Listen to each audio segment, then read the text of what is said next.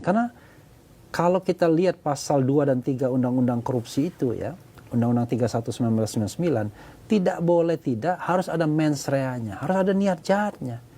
Karena itu kan doing something, melakukan perbuatan. Masa nggak ada niat jahatnya? Ada sih memang tindak pidana tanpa mens rea. Misalnya orang yang lalai, lupa, itu kan nggak ada mens rea-nya. Misalnya dia anak kecil, dia di samping kolam, lalu anak kecilnya tenggelam, lalu dia tidak menolong, dia kan nggak ngapa-ngapain, dia nggak punya niat jahat, bukan dia yang melakukan itu, tapi perbuatan dia ignoring itu yang membuat dia dihukum, tapi tidak ada mens rea-nya. Tetapi ini kalau kita mau korupsi, ya pasti harus ada niat jahatnya.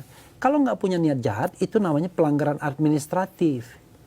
Misalnya dia ekspor gula, tiba-tiba stok gula berlebih, tapi dia nggak tahu, atau dia mendapatkan informasi yang salah dan dia tidak punya niat jahat. Salah satunya adalah tidak ada aliran dana dan tidak berusaha menguntungkan pihak lain yang terafiliasi dengannya.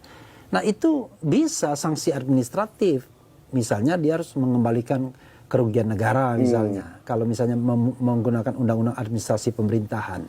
Atau ya presiden menegur dia, bahkan bisa memecat dia. Tapi kalau dia tidak punya niat jahat sama sekali, mati semua pejabat publik ketika dia melakukan kebijakan tertentu dan kemudian negara rugi atau negara kurang untung. Ini dalam hal ini negara kurang untung awalnya.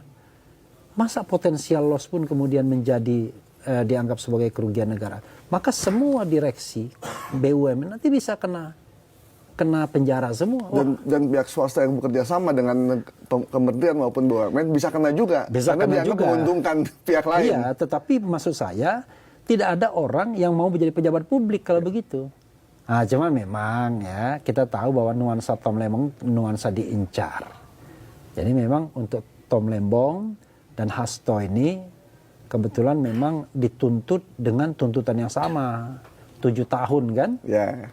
Yang kata orang nomor punggung 7.